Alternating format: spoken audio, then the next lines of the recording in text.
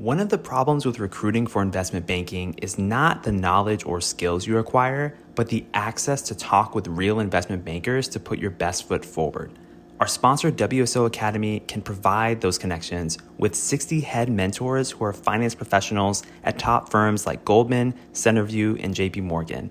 Imagine being able to get on the phone within 24 hours with one of the Academy's 1,300 mentors right before a critical interview.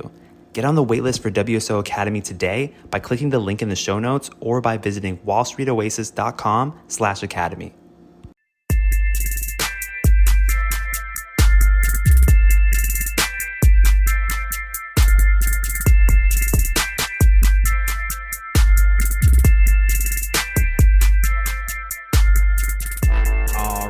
All right. Welcome to Investment Banking Insights. This is the only show dedicated to helping you learn both the technical and non-technical aspects of investment banking. My name is Alex Mason and I am your host. Thank you so much for joining me. And you know what? If you joined me in the last episode, you already know where I'm at. You know what it is. Just embracing life, grateful for all the amazing opportunities that are out there. And you know what? Got the internship offer, but we're still grinding out here. You know why? Because it's not enough to just check the box to get the thing, to get the milestone. It's an amazing thing and we should celebrate it when we win, but also respect the process. Respect the process and just understand that there's always something new to learn. There's always a place to grow. And so that's why I'm here, just trying to grow and help you grow at the same time. So with that said, let's go ahead and get right back into these technicals. We're talking about some more advanced valuation concepts or questions. And today's question is this: walk me through a sum of the parts analysis. Walk me through a sum of the parts analysis. Now, this is one of those valuation methods that we've touched on previously, but now we're going to revisit it. Of course, as you know by now, the three major valuation methodologies are public comparables, precedent transactions, and discounted cash flow analysis. And this is a more niche one. This one is not any of the major three. So let's go ahead and talk about it. What is sum of the parts? Sum of the parts. Essentially, treat a business's separate divisions or subsidiaries as individual businesses, and then value each of those individual businesses by themselves as standalone firms.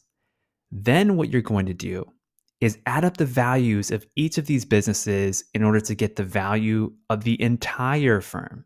So very simple, right? You kind of look at things piece by piece, value each of the pieces, and then add them all up.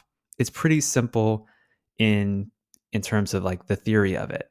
But how do we do this in practice? And just as an example, we can look at a company that's very well known. Take Berkshire Hathaway, for example. And if you don't know what Berkshire Hathaway is, you probably know who Warren Buffett is. Well, this is Warren Buffett's company. And the thing about Berkshire Hathaway is that it's actually many different businesses, many very different businesses kind of all rolled up into one. And for simplicity, though, let's just assume, for the sake of a hypothetical example, that it only has a few businesses within it: insurance, railroads, utilities, and retail. So I just picked out 4 of Berkshire Hathaway's businesses for this example. So let's assume that there are these 4 different businesses that make up Berkshire Hathaway, the company. So then I might ask myself, what is the average enterprise value to EBITDA ratio in the insurance industry? Like, I would want to look at that. And then I might find that number, apply it to Berkshire's insurance subsidiary. So I'll say, okay, in this insurance company, how much EBITDA is it generating?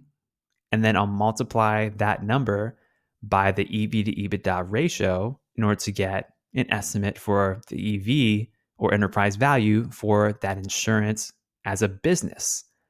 Then I'll do the same thing for the railroads business. I'll do the same thing for the utilities business, and the same thing again for the retail business. And what you'll find in doing this, especially if you look at conglomerates that have businesses in many different parts of the economy, is that different industries have different multiples assigned to them depending on their economic characteristics. So certain firms in certain industries will trade at typically high multiples at certain moments in the business cycle, and some others will trade at low multiples at different points of the business cycle. And you just have to be aware of how these multiples are moving. And so then what you can do is add them up. And this is why some of the parts can be a great method in this type of scenario, because you have these relatively different valuations at different points in time. Whereas if you try to value the overall business kind of from a top down approach, it might be a bit harder because economically there's just a lot of different things going on there underneath the surface level. So as your final step, add up the value of all these components together, then you get the value of the entire firm. And that's a sum of the parts analysis.